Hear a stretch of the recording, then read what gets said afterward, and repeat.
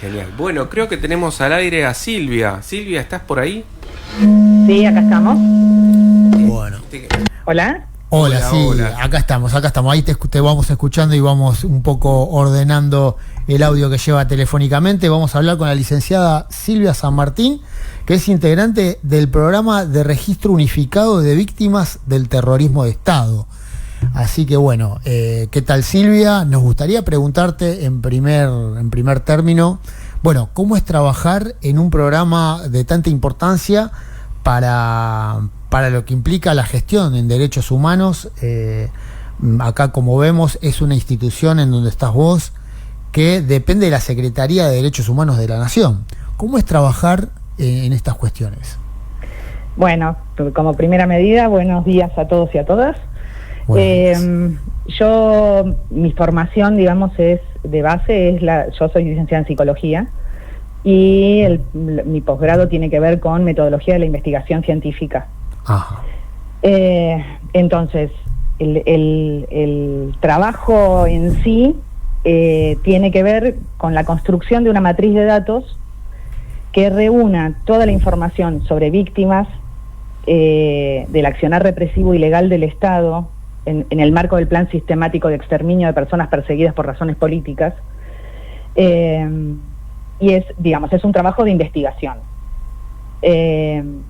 Para eso lo que hacemos nosotros es fundamentalmente sistematizar información que tenemos de fuentes confiables, como son las causas judiciales, los legajos de la CONADEP, los legajos posteriores a la CONADEP, que son de la Secretaría,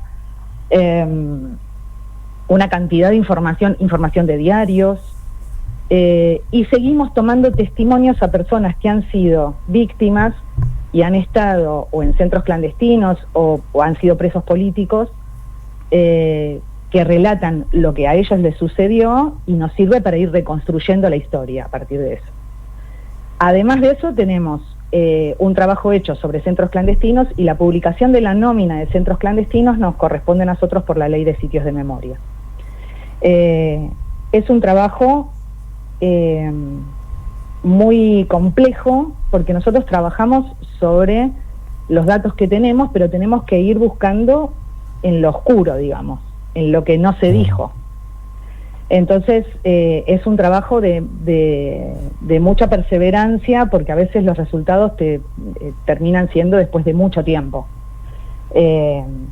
Lo que hacemos también dentro de lo que es el registro es la iniciativa, el convenio con el equipo de antropología forense. Entonces también trabajamos en lo que es la identificación de personas que han estado desaparecidas, que han sido enterradas clandestinamente en distintos cementerios o en predios donde se realizaban inhumaciones clandestinas. Así que, digamos, el trabajo es muy variado, y además de que es muy variado, tiene muchas aristas y tiene muchas personas con distintas formaciones que aportan al trabajo diario. Bueno, Silvia, claro, estás coordinando un equipo que trabaja en este trabajo tan complejo, en esta matriz de datos, ¿verdad? Uh-huh. Que bueno, son datos que están validados por fuentes judiciales u otras fuentes de... Sí, nosotros el trabajo fundamental es buscar fuentes que sean confiables. O sea, los testimonios que ya se dieron en la Secretaría es una de las fuentes. Los recortes periodísticos de los hechos de la época. Tenemos, por ejemplo, una compañera que está en la hemeroteca del Congreso rescatando información de los diarios. Las fuentes judiciales, obviamente que son fuentes confiables, pero tratamos de que todo tenga una fuente que lo avale. O sea, no subimos datos sin fuente. Uh-huh. Bueno, quisiéramos explicarle a la audiencia que el RUPTE, el Registro Único de Víctimas del Terrorismo de Estado, es un registro público, ¿verdad? Que está en Internet. Sí, sí. Después podemos pasar el link para que lo puedan ver. Es un trabajo que se publicó en 2015 y tiene algunas actualizaciones ahora, no hace mucho tiempo, y que contiene todas las denuncias que nosotros pudimos obtener en relación a personas desaparecidas y asesinadas, y además la categorización que criterios de inclusión, de criterios de validación de fuentes, del marco conceptual, el marco geográfico, el marco temporal. O sea que hay una cantidad de información que sirve a los fines de ver cómo se construyó ese registro. Perfecto, perfecto. Sí, la verdad es que es muy complejo de estudiar y de entender, ¿verdad? Mira, ese trabajo tiene alrededor, iba a ser un trabajo en papel, pero que por obvias razones no, 1.700 páginas. Uh-huh. O sea que es un trabajo que además nace con los listados primeros de los organismos en la dictadura. O sea, nosotros fuimos recopilando toda esa información, todo lo que pudimos y que tenía que ver con la historia de cómo se construyó eso. Uh-huh. Claro, imagino denuncias hechas a papel y virome, escritas en la letra que fuera. Bueno, ahí vos es muy gráfico lo que estás diciendo, porque, por ejemplo, las denuncias que se hicieron en Clamor era un organismo de derechos humanos que funcionaba en el Arzobispado de San Pablo, en plena dictadura. Entonces, la gente que podía salir del país con unos papelitos escritos a mano, iba pasando las denuncias a la gente de Clamor, que las sistematizó en un listado. Claro. Así que es absolutamente gráfico lo que acabas de decir. Es un trabajo, sumamente complejo, ¿no? Sí. Y también ir como escuchando muy finamente cada testimonio, ¿verdad? Exactamente. Bueno, nosotros seguimos tomando testimonios. Uh-huh. Yo hace muchos años que trabajo en la Secretaría, desde el año 95, así que es un trabajo que se viene, no coordino el área, el área fue creada en 2014, pero el trabajo que se viene haciendo es un trabajo de varios equipos y de varias personas que fueron pasando por distintas instancias y que nosotros rescatamos y sumamos al trabajo nuestro.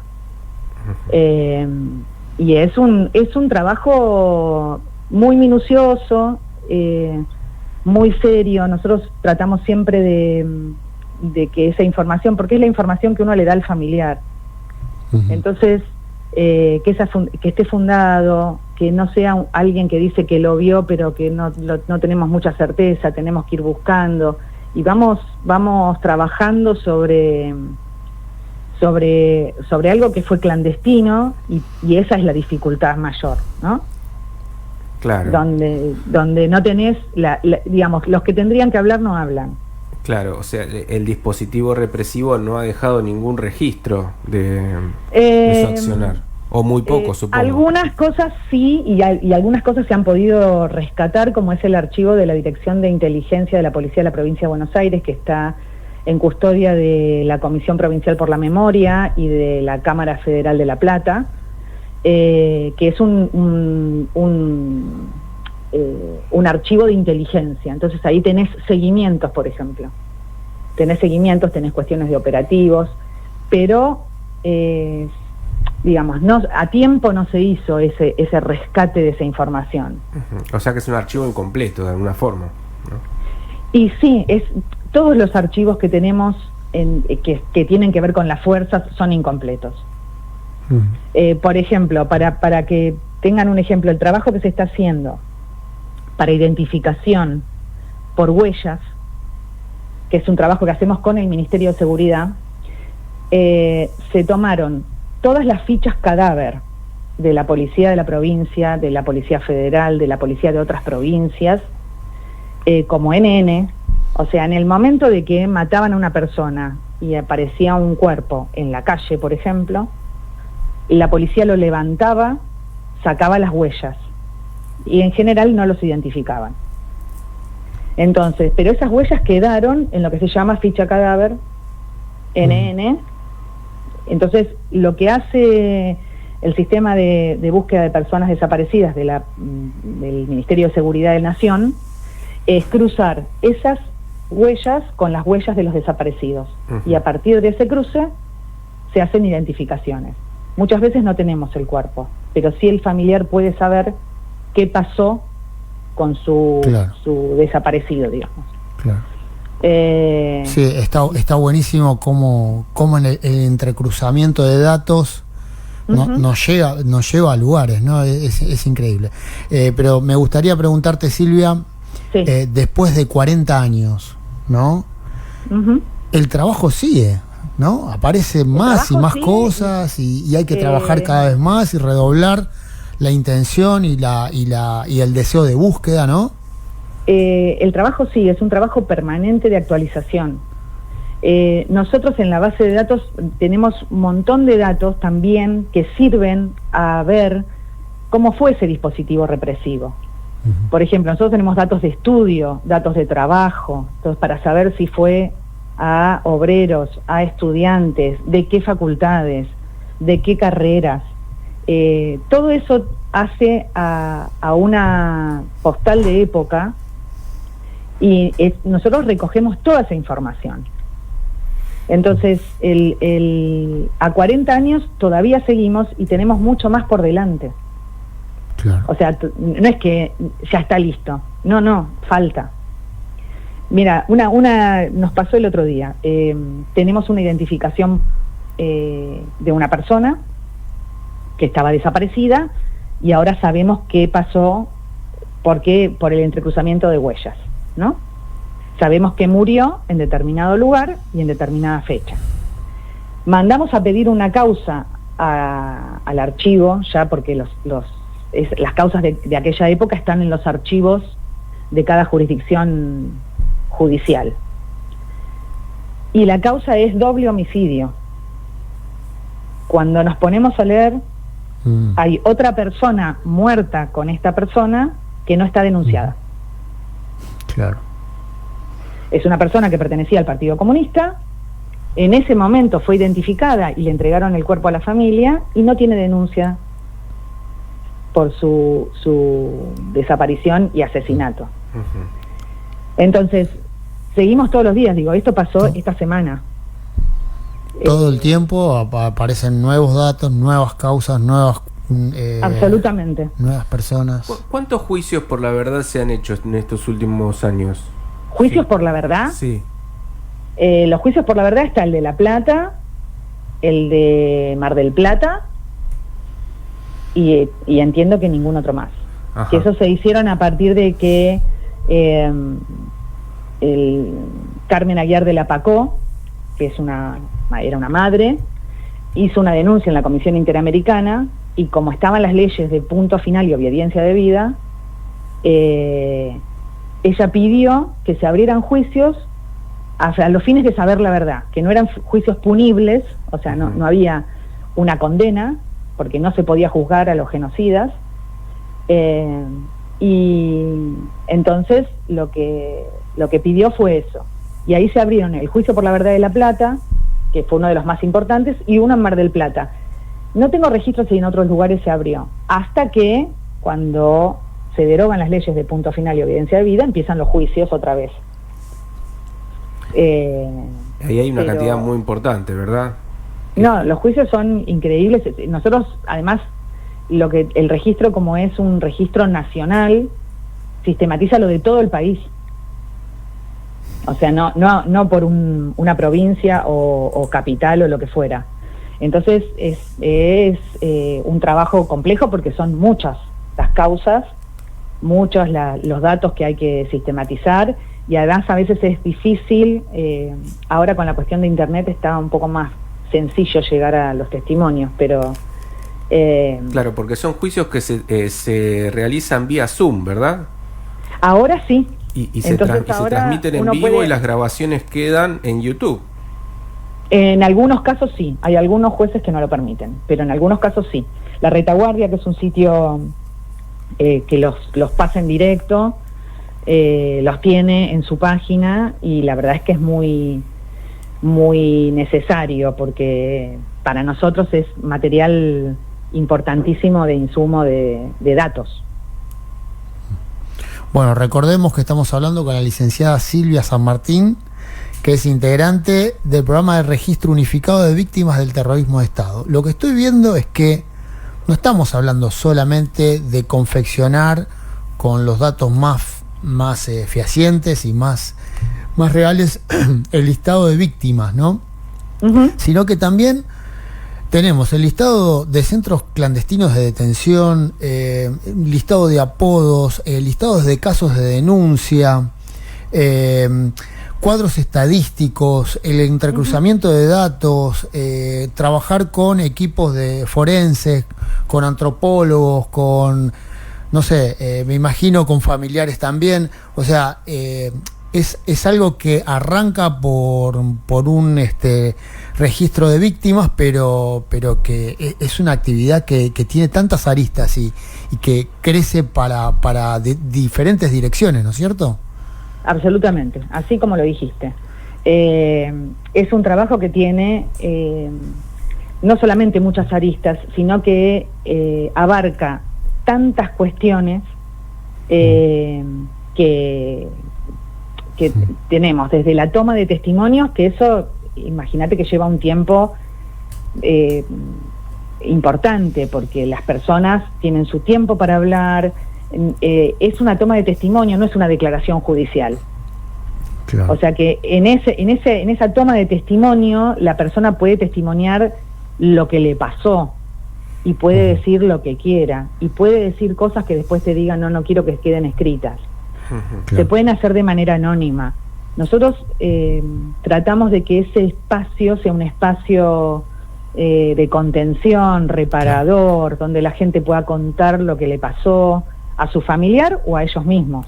Claro, sería algo distinto a quien testimonia frente a un juez en un juicio en donde el testimonio tiene que estar acotado a lo que le pregunte el juez o la fiscalía, ¿verdad? Exactamente. Tiene el valor del testimonio. Y ese testimonio tiene que tener el marco para que la persona se sienta confiada en lo que va a contar. Claro. O sea, que sepa dónde lo está contando, que la gente que la está escuchando va a respetar su decisión de si eso que está contando lo quiere poner en el testimonio o no. El testimonio es muy importante. Y hay otra cuestión que tiene mucho que ver con la psicología, digamos, con la formación que uno tiene en la facultad. Una es esa, porque también esa escucha es una escucha atenta y diferente de una escucha común. Las notificaciones a las familias de que se hallaron los restos óseos de sus familiares. Eso también lo hacemos nosotros. Claro. Y hacemos todo un acompañamiento en el proceso de duelo hasta la reinhumación de ese desaparecido que apareció 40 años después. Claro. Hacemos todo ese camino de acompañar al familiar, porque es una situación compleja, que uno sabe o entiende que cuando muere alguien cercano, hay toda una ceremonia que uno hace. Cada momento de ese recorrido es tan crucial que necesita determinada contención, ¿no? Absolutamente. Es importantísimo. Además, nosotros ahí, claro, bueno, ahí se arma todo un dispositivo para contarle qué sucedió, ir esperando a que la familia tenga sus tiempos, porque a veces quieren ver el material, a veces no lo quieren ver.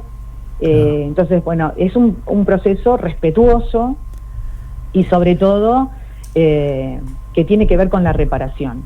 Tiene que ver con una reparación histórica, con una reparación que los familiares han pedido durante años, los familiares y las víctimas directas, ¿no?, que han estado detenidas.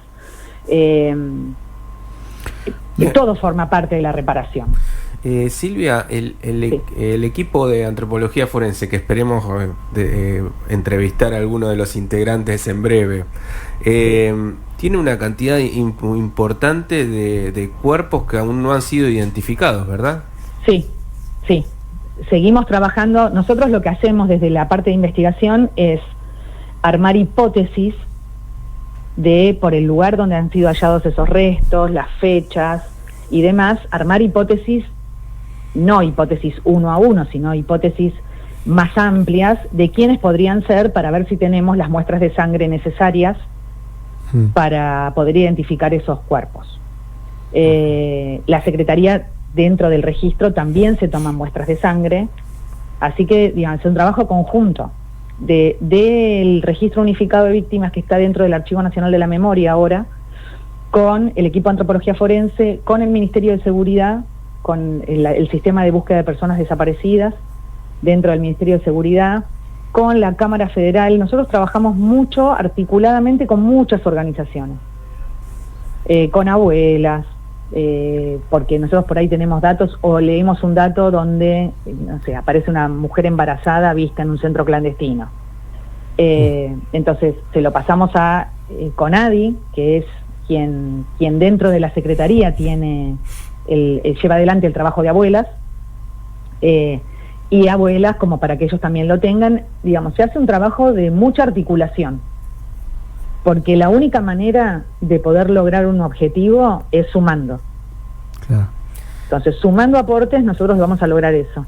Queremos... La idea... Sí. La idea de digamos, el objetivo, la meta final nuestra, es lo que tenemos un proyecto armado que se llama CIFED, que es Sistema Federal de Datos, y la idea es que la base esté online con distintos niveles de acceso, o sea, accesos del público en general, acceso de los equipos de investigación, acceso de las Secretarías de Derechos Humanos de las provincias, de los juzgados, de las fiscalías, para poder que todos puedan aportar información ahí, validarla y que eso esté al alcance del público en general. Bueno, queremos recordarle a la audiencia que el resultado o los resultados que va logrando el área del RUPTE en donde trabaja Silvia son públicos, ¿sí? Y los pueden visitar a través de la página argentina.gov.ar, ¿verdad? Sí. Si en el buscador de Google ponen RUPTE, va a salir seguramente primero área de investigación RUPTE, y ahí dentro está el informe y está además cuál es el trabajo que se hace efectivamente en el área de investigación, tanto en el registro como en la Iniciativa Latinoamericana para la Identificación de Personas, que está ahí también. O sea, funcionamos todos dentro del mismo equipo. Me gustaría decir esto que señalabas de los testimonios que ustedes van recopilando, ¿no? Que no tienen que ver, digamos, con dar testimonio en una causa judicial, sino el trabajo que van haciendo ustedes con determinados testimonios que van apareciendo, que por ahí no tienen el peso judicial dentro de una causa, pero sí me imagino que dan luz a un montón de caminos posibles que ustedes pueden tomar como para investigar, ¿no es cierto? Y para cruzar datos. De todos modos, nosotros tomamos los testimonios se archivan en fondos documentales del Archivo Nacional de la Memoria, que es donde está el archivo de la CONADEP y todos los legajos que fueron posteriores. Esos legajos sirven como prueba judicial, o sea, la justicia los toma, y nosotros cuando encontramos que hay un testimonio nuevo que nunca se dio en la justicia, lo que hacemos es oficiar y mandar ese testimonio a la justicia para que lo tenga. La diferencia es no por el contenido en sí, sino porque en un testimonio, justamente lo testimonial tiene que ver con lo vivido. La declaración judicial es como más fría en ese sentido, ¿no? Bueno, si vio a tal persona o a tal otra, si no las vio, si el señor que fue a buscarlo a la casa era de tal manera o de tal otra, si estaban de civil, si estaban uniformados, digamos, más tendiente a lo que es lo punible, digamos, ¿no? Claro. Porque lo que uno busca en un testimonio judicial, en una declaración judicial, es datos para poder imputar a determinadas personas que están sospechadas para haber participado en actos de terrorismo de Estado.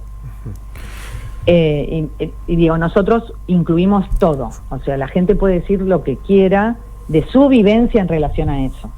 Silvia, me gustaría preguntarte, vos sos licenciada, sos colega nuestro, y bueno, como sabés, este programa es auspiciado por el Colegio de Psicólogas y Psicólogos de la provincia. Me gustaría preguntarte, que vos que estás trabajando con este tema tan importante, cuando hablamos de terrorismo de Estado y hablamos de la actividad de la psicología, cómo se fue dando en nuestro país tanto la posibilidad de la formación, de las carreras de psicología y tanto la actividad en sí, en sus primeros pasos, allá por la década del 60, 70. ¿Qué idea tenés formada con respecto a la relación entre terrorismo de Estado y la psicología en nuestro país? Mira, yo creo que hay un libro publicado por, se me fue el nombre de la editorial que se publicó, sobre qué sucedió con estudiantes de psicología y psicólogos desaparecidos, que son una cantidad.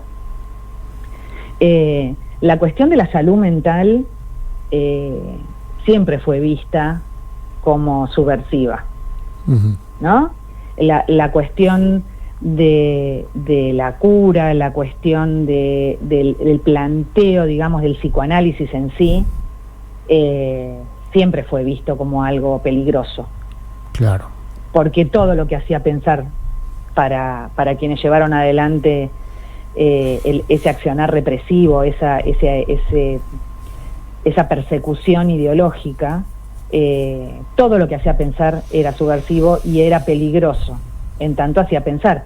Vos pensás que en los colegios, lo que era matemática de conjuntos, lo que se llamaba matemática moderna, la sacaron de la currícula, porque hablaba de conjuntos, porque hablaba de una cuestión conceptualmente peligrosa para ellos. Claro. Entonces, todo lo que tenía que ver con nuestra formación, bueno, de hecho, la Facultad de Psicología era escuela en aquel momento, dentro de la Facultad de Filosofía, y no sé si yo cuando empecé a estudiar, que estudiaba en Independencia, en la UBA, había ventanas tapiadas, porque se hacían racias y la gente se escapaba por las ventanas, entonces se las tapiaron. Claro. Hay una historia en relación a lo que saca a la luz la verdad, ¿no? Porque de alguna manera uno, en lo que es el psicoanálisis o en lo que es la formación de psicología, lo que intenta es que la persona se conozca y conozca su propia verdad. Y justamente estas cuestiones que estás señalando es lo que está apareciendo en las entrevistas y en las investigaciones que estamos haciendo nosotros con respecto a un documental que estamos llevando adelante en iniciativa del colegio, que tiene que ver con la historia de la psicología en la zona sur, en el conurbano. Así que, bueno, evidentemente vamos por las mismas ideas, ¿no es cierto? Y sí, yo creo que es muy interesante de ver. Bueno, no sé si pudieron indagar, pero en el Hospital Evita de Lanús, que antes era el Arauz Alfaro, fue donde Mauricio Goldenberg desarrolló su plataforma, que era Salud Mental para Todos, en el año 2000. Y muchos de los terapeutas del Hospital Evita de Lanús están desaparecidos. Claro, ahí estaba la colega Marta Brea, ¿verdad?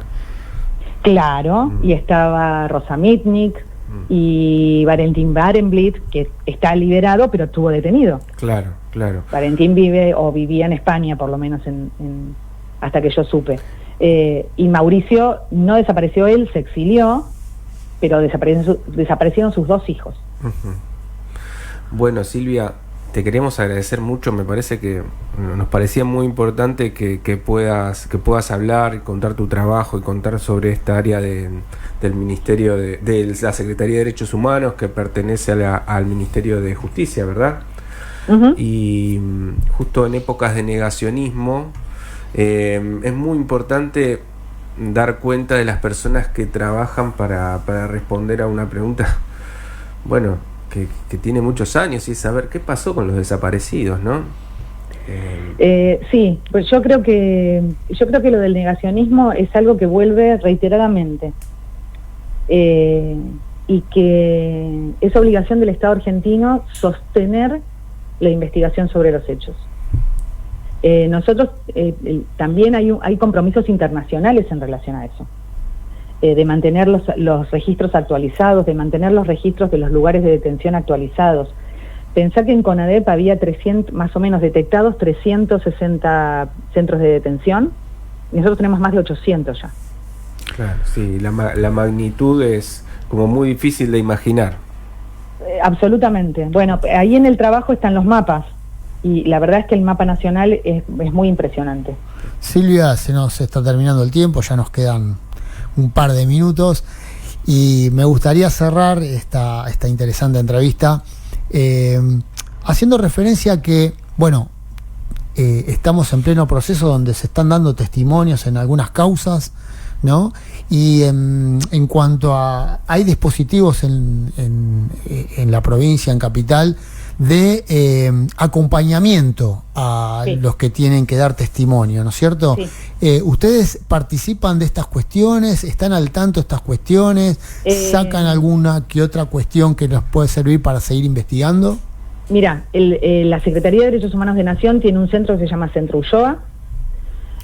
Ahí se atiende a las víctimas, o sea, víctimas familiares o víctimas directas que requieren tratamiento psicológico y psiquiátrico. Y además hacen el acompañamiento en los juicios.